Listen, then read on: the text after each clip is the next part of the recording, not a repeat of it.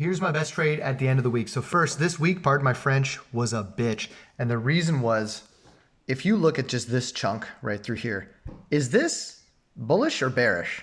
It's hard to tell because this giant trend was still intact.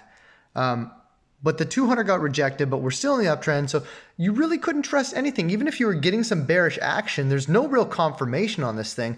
And there's no real room left for bullishness. So what do? You rely 100% on the charts. And you don't assume a trending day, and you take profits as soon as you can. So even if you're beating yourself up for leaving money on the table, it's better than losing a ton. So this is the best that I could personally do on this day. And this on Friday was my best pick, CCJ. Okay, so basically a nice little profit through there. Obviously way more, but we'll get to that. This was the D1. Look at how beautiful this D1 looks. So you get this nice choppy range of compression through here, then all of a sudden just a chunk down. And you can see massive relative weakness. And look at that stack right there. So you've got market, sector is weak to the market, stock is weak to the sector. Okay, so stock is the weakest part of the sector of the market, which means this stock is probably part of one of the very few stocks that are dragging the sector down and that's weaker than the market. This is one of the stocks that's actually doing the work. If you see this flipped where you go, okay, well, CCJ is weak, but the sector it's in is weaker, CCJ might not actually be weak. It's just being dragged by sector. But this one, because it's weaker than its sector, was the one doing the actual work. Secondly, beautiful relative volume. You see this giant spike up. The green is the stock. The market is right through there. So there's a nice relative volume versus the stock. Again, this thing has everything. So we've got a compression breakdown. We've also got, yesterday it broke the 100, which I don't think it really cared about, but then it broke the 200, which you can't really see through here, but it's part of it. So the 200 is right underneath through there. And then it broke the 50. And then on top of that, it's a flat bottom HA candle. And also there's probably a couple algo-y type situations down here that it's breaking as well. This thing's got everything and it's got room down to here. So I'm looking at it right around through here, and it's got how much room through here? It's got 75 cents of room, which is a lot on a stock like that. I love this stock, okay? So I'm looking at the 10P right through here, and it's kind of choppy and it's kind of going up, but this is going down. So the price action is down even though the 10P action is kind of upwards. Right? So there's some divergent action right there. And then we get this cross, this drop off, and I just couldn't get the timing right on a day like this. So you're looking at the stock and we had a gap down, some selling, but that first cycle where we saw the bull cycle on the 10P not produce anything, and then the bear cycle, and I was taking LCID and OKTA there, and it just kind of ended abruptly. And we were, as a crew, we were very disappointed about this opportunity right in through there and how little it produced. And we had to take profits really quick, like we were scalping, and it didn't make any sense based on the setup. So we knew today was going to be kind of a mess of a day. So I'm taking CCJ right around through here. So I let it kind of ride all the way up. Down here on SPY, we're looking at this down sloping trend line right through to there. This resistance line across through here, we're seeing SPY come up to there, and I know it's still bearish on the day, it's still red on the day, so I'm still looking predominantly for shorts. And then we get this cross through here, this bear cross through there, so I'm like, it's time to rock, and I couldn't quite get the timing through there, but that was the idea.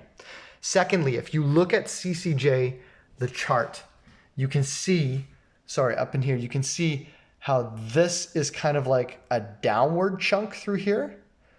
So there's some downward action through there. And then if you look at SPY, it's like sideways action. So SPY is still red on the day. It's still a bearish day bias. But CCJ is even more bearish. That's a really easy way to look at it. And the reason why these types of trades are good later in the day is because you get more of that action to see. If you're looking at the very first couple candles, you can't really figure out anything based on that. But if you have a good chunk of candles, you can see the difference in the slope on this type of thing.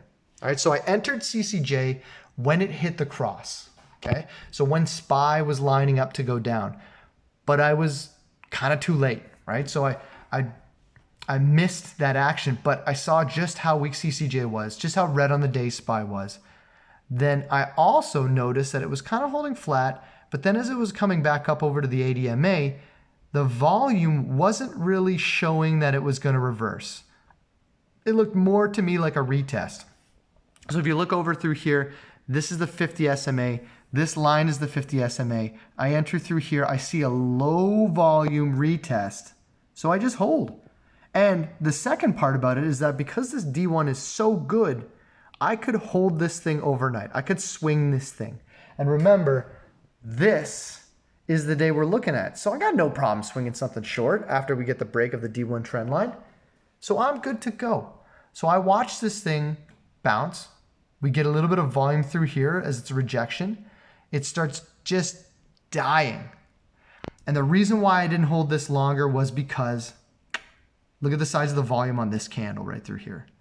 That type of volume is suspicious. Now, if it was a strong bear trend day and that first cycle that we had, remember that disappointing cycle, produced a lot more profits, and we didn't see this weird support forming through here, and there wasn't this whole weird context through here, I would have held this thing. I would have been looking to add.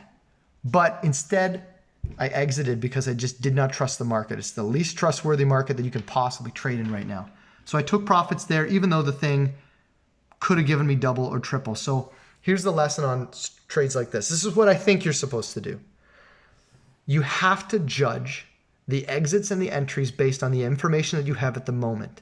And when you look in hindsight about how much further it goes, you cannot look at that in an isolated moment. The only thing that you can use to tell if that was actually a mistake on your part for leaving early is your walkaway analysis. If for some reason your walkaway analysis tells you that overall on average you're taking profits too soon, then you messed up. But if just in this one situation you took profits and you took it a little too early and you should have held longer, well, if you start acting that way in all the rest of your trades, you might end up a very losing trader, a greedy trader. So that's my best trade of Friday. That was a long video, but I hope that kind of explains my thought process of what's going on with these types of trades and where I'm at right now. I got a lot of work to do, but I'm starting to get this.